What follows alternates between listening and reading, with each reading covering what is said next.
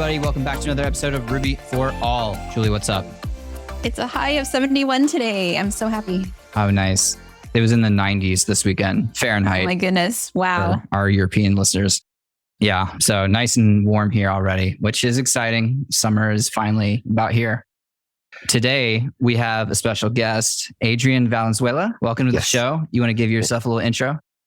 My name is Adrian Valenzuela, Ruby on Rails developer. I enjoy working with Ruby on Rails, and I've done some open source work, managed a tutorial blog on Ruby, and just recently signed up for Ruby Friends to help mentor juniors. The other day, we were talking on Twitter about interviewing kind of in 2023. You're in the process of interviewing with certain companies. You want to give a little bit of background before we kind of get into that part? What are you currently doing? And I think you're doing a lot of contracting, right? So let's talk about that a little bit. Right now, I'm doing a lot of contracting. I've been interviewing for corporate jobs and finding that it's a totally different beast than I realized. A little background about myself. I have been a barber for 15 years or so. Started cutting hair back in 2006. And in the beginning of that, I went to school for graphic design, and that's how I got into web development in 2012. I started offering design services and complimentary web design services using WordPress. When it got to the point where my clients need something more specific, something more unique that a plugin for WordPress couldn't handle, I found Ruby on Rails, and I was an avid reader of .NET Magazine.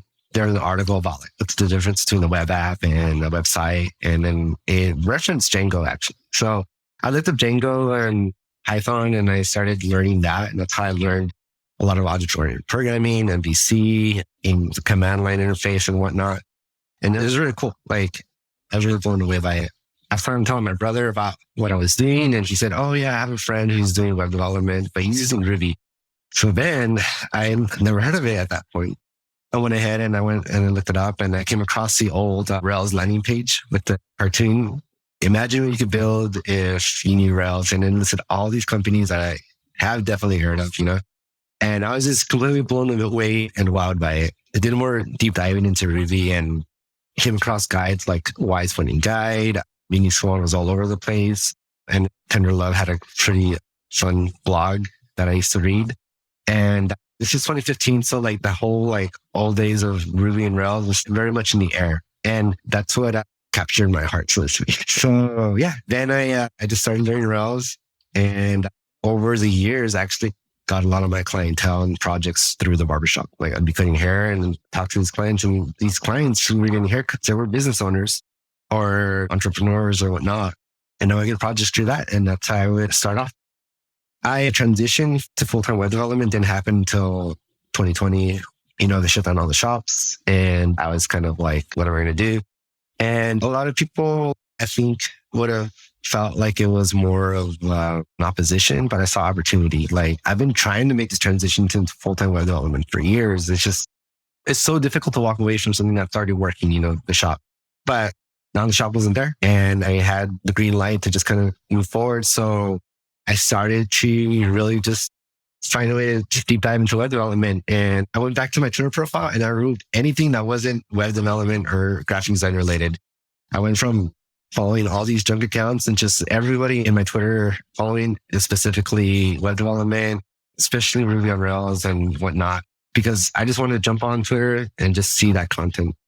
That's how I interacted and met you for the first time, Andrew, back in 2020. I don't know if you remember, but you tweeted something about Bridgetown, and I asked you, hey, what's Bridgetown?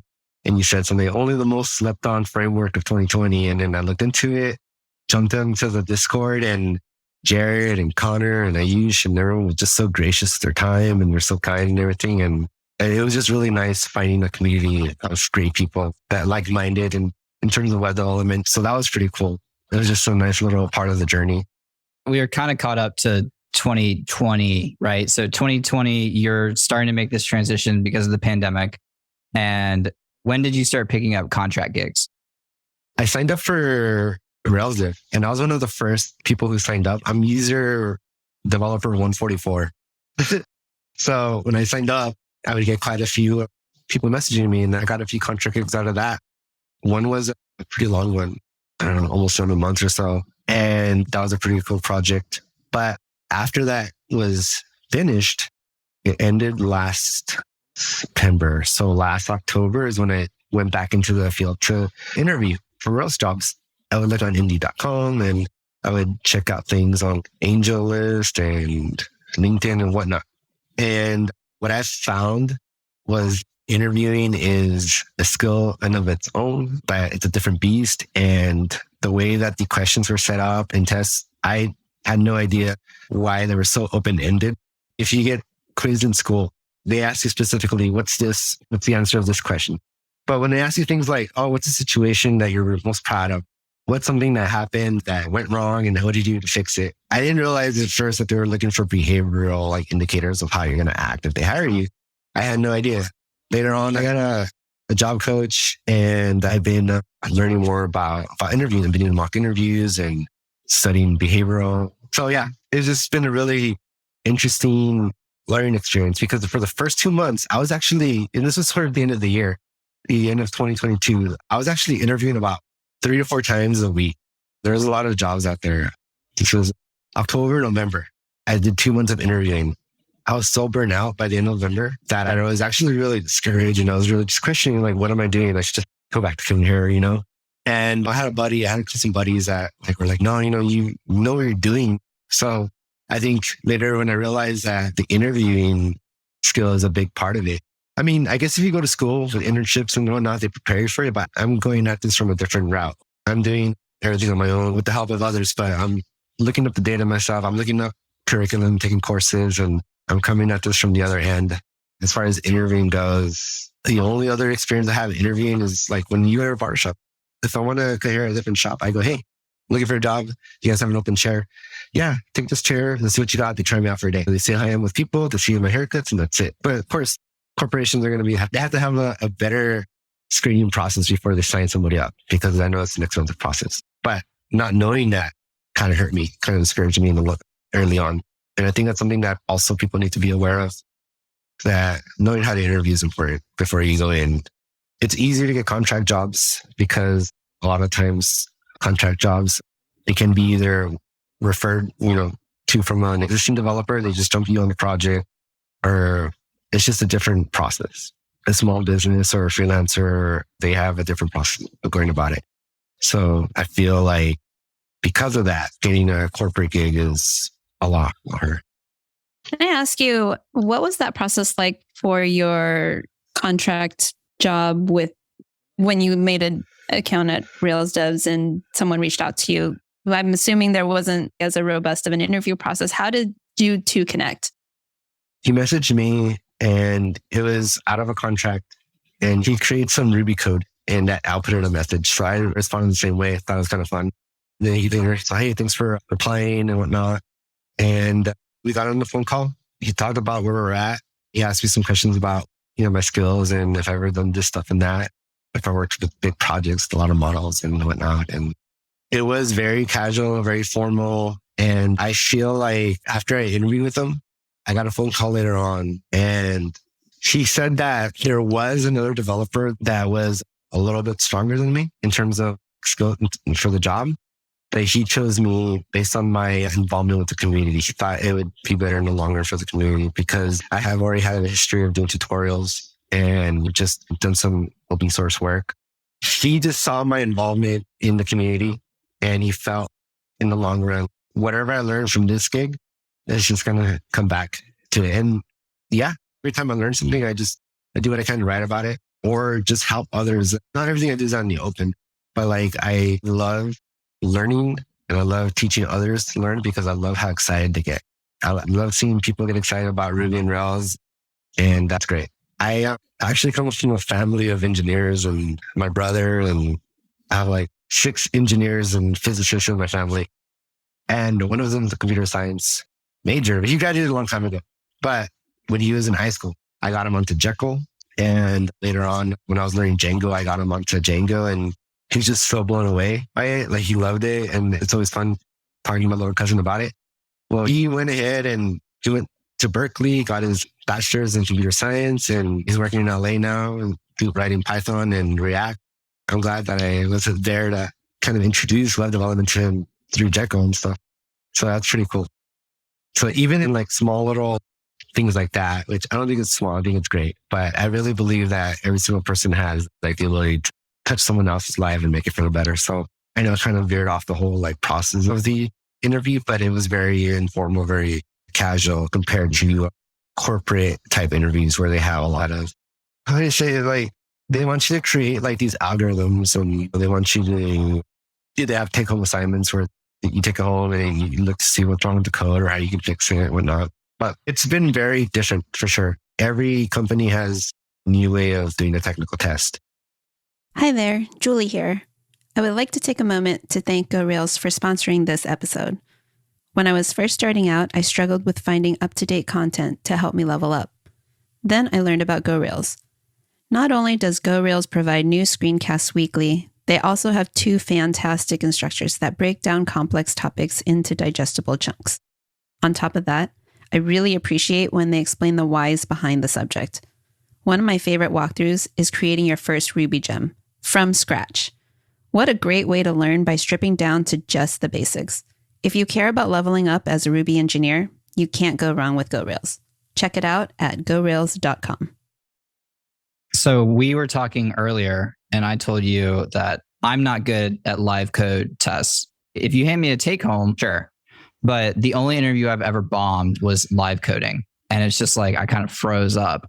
So I'm kind of curious to talk about what interviewing in 2023 is like things they're asking you, whether there are a lot of take home, whether it's a lot of live coding, like what's the mix? Since you've done a lot of interviewing and you've been writing Rails long before Julie and I. So I am just kind of curious, like what these interviews are kind of structured like. There's some times where I feel like I did really well, even the technical tests, especially the take home one or the assessments, and I still don't hear anything back. There is this assessment test I took, aced it and whatnot. And then, yeah, I didn't really hear anything back after that. So there's a lot of ghosting out there for sure. There is quite a few companies that they don't do technical tests. They just want to hear you talk about it because they feel like they can get enough information. If you're able to discuss it, then you kind of get an idea of like where you're at when you start talking about it. So there's quite a few of those. There's technical tests where they ask you to write an algorithm in any language of your choosing, which I think is interesting in itself. There is some live coding. Oh yeah, there's this one pretty cool one where he wanted me to create a service object. He had these values. He wanted me to create a class where they return these values and then back it up with a test with some RSpec. So I did, and it was fine. It was good. But yeah, after that, there is still like quite a bit of competition out there. Even though like I've done well in some of the tests, I feel like the fact that I'm considering myself a mid-level is because I haven't had that corporate experience. You know, I haven't had to manage other people and other teams and deal with issues that seniors would deal with, right? I feel like I'm pretty comfortable and like I know Rails from the front to the back. I've even like back in the day, I would compile my own servers, you know, like and just DigitalOcean has some really great documentation. You just kind of start up a droplet and install Ruby and everything you needed. And everything through SSHing, command line, and Git. I used to deploy with Capistrano before Heroku was like really a thing. And I have like all those skills under my belt. But yeah, when it comes to like the higher stake stuff, corporations we're working with, I just haven't been there. And I think at some level it does, like someone else has been and they're looking for work. So of course they're going to go for it. So that's why contract work has been helping me maintain. I love coding. And like you said, I know we talked about this earlier. Like when you're doing live code, Andrew, like you freeze. Same thing with me. For me, like I said earlier, coding is very therapeutic. It's a very personal process that I like to do to get away. You know, I just helps me relax my mind because my mind's always going at 100 miles an hour. And I could kind of just stop and just use that energy for something to build something valuable or cool. And I use it as a way of like just dealing with my overactive mind and bringing joy to my life. So when I get asked to code something under a magnifying glass, and I know there's stakes involved because I also think about my family I have to provide. I don't know, like it should be the moment where I'm like, yeah, I'll code it up. But I think because of what coding is to me, it just doesn't feel like that therapeutic or relaxing anymore. So, and I just shut down. It's very unfortunate that it happens like that. So I know that there's other venues for me to get myself out there. I'm just going to keep writing my tutorials, keep contributing, keep building and keep working. And just hopefully like in time, a corporate thing will hit. But right now, like a lot of the, whatever contract work I get, I'm grateful for it. Teams are always cool and there's always something new to learn. Right now, I'm working on this project where I'm building the whole MVP from scratch. They had a UX team design the flowcharts and then talk to the client about what they want to have to do. So I'm implementing it. And I bounce ideas off of another developer, but I talk to him about a couple hours a week to kind of bounce ideas. And he's really helpful. But for the most part, implementing this MVP has been a really cool experience. Part of it is kind of like a survey. And the way it's organized, there's about 4 levels deep of nested models and list parameters, right? So reflecting that in the form, and you have to make sure everything lines up, or else it's not going to turn the database correctly, or you're going to have those intermittent parameters. But it's been a really fun project. There's so many levels in this form that I feel like DiCaprio in Inception. It's just that's one of the things I'm doing right now. It's just like I said, I'm just going to keep doing the contract work. And then I look back at the past, it only gets better. I talk with other developers, and a lot of people feel discouraged, or they go into another language or community just to get the foot in the door. But I think the way the mind frame that you have to building web applications with Rails, nothing really matches it. Like not even Laravel. I know like from what I've heard on podcasts, Laravel is really inspired by Rails, and I've played with it a little bit, but it's not the same vibe. Not Ruby. It's not Ruby. It's not Ruby. Yeah, this year it seems like there's a huge renaissance for Ruby and Rails as opposed to years before. I remember looking up YouTube tutorials, and every YouTube or article was like 4 years old or something. And now there's a lot of new content coming up from all over the world. So I think there's definitely a good thing happening here. The number one reason startups fail is that they run out of money. There are so many ways for startups to lose money. Downtime should not be one. Recent studies found that downtime can cost $427 per minute for small businesses and up to $9,000 per minute for medium-sized businesses. That's every single minute. A monthly subscription with Honey Badger helps you prevent costly downtime by giving you all the monitoring you need in one easy-to-use platform so you can quickly understand what's going on and how to fix it, which helps you stay in business. Get started today in as little as 5 minutes at honeybadger.io with plans starting at free. Yeah, you heard me, free. A big thank you to Honey Badger for sponsoring this episode of Ruby for All. I'm curious what advice you might have. So you're having your own struggles. It sounds like you're finding ways to overcome them, right? Like getting a coach, finding the things that you need to work on. What advice would you give to someone else in your position right now who's like having these same struggles?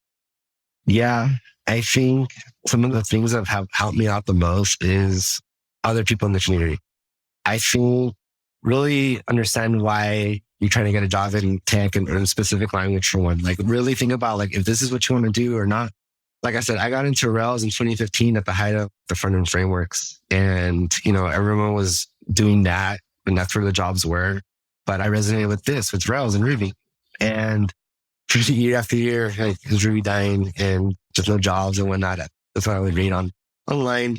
But fast forward to now, like when it came down to actually make that full-time transition, I think, especially coming from being self-taught, there's just a lot of things that you know what you don't know. And then there's things that you don't know, like that you need to know. Like I didn't know about the interviewing aspect of it. But for example, how would I have come up on that before? Like I would have not known to Google this before unless it was told to me, and it was. But I think the way I can like connect those dots is, again, making sure that you love what you do. So I like talking to people, like and teaching people how to code. I have a buddy who is a really talented developer, but he's always been a lone developer and he's a junior and he's never worked on a project with anybody anywhere. So I have experience working with teams and corporations and small businesses with GitHub and code reviews and whatnot. So I said, hey, what's a project that you're interested in, that you're building on your own? And let me help you on it. And basically the biggest aspect of working with him on that project was teaching him like the code review aspect of workflow. Do you squash, the merge, or how do you rebase? After I push something up, how do you ensure that it doesn't? So that workflow, it's something that I helped him like bring light to, because if he doesn't work with anybody else, he's not really going to get that experience. So he is super excited and he got that under his belt now. But that and just, he became a really good friend, and just that and just enjoying talking to him and just doing what I love and hanging out with people who also love the same thing. He introduced me to what my job code is right now. And that wouldn't have happened unless I'm just kind of continuing to do what I'm doing. And it's just some of those things, there's no real formula for it. Some things in life just happen, and it's just one of those things that kind of helped me get better. And I feel like it's just, I think, another testament. You gotta like give your time and help someone else. And even now, like I have a mentor I got from Ruby Friends a while back, and it's pretty cool. It's just pretty cool talking about Ruby and Rails with people. It sounds like you suggest meeting people in the community and you can help each other basically. Like they can tell you things that you don't know. You can tell them things that they don't know. And it sounds like finding yourself in the community is a good way to level up a little bit. That's definitely a way. I really believe in the concept of a community, and people teaching others, and always having that like mind, like I want to learn. Why isn't this working? And try to ask somebody. I think eventually if you just kind of keep speaking and keep knocking, and eventually you'll find the answers, but you just have to go out and do it. We're kind of at the end here. So people have heard all this, and if they're interested in hiring you, where can they find you online? Or where can people who want to learn more about what you're doing, learn about you and find out? Yeah, you can find me on Twitter at AdrianValens_ or AdrianValens.com. I have a little website there, but I'm always open to emails and people messaging me if they want to talk more. I'm always down for meeting people, helping people, like open to work. Cool. Well, we appreciate you coming on the show and kind of talking to us what interviewing in 2023 is like. Yeah, thank you. I had no idea how easier it was to get contract work because I don't hear very much about contract work. And when learning, we don't really hear about contract work. So it was really nice to get your perspective on it. Yeah. Well, we wish you the best of luck. Hopefully someone listening to this is like, hey, I need a really skilled Ruby developer, and they hit you up. So I think that's it for us this week. We will catch everyone else next week. Thanks for listening. Bye. Bye, everyone.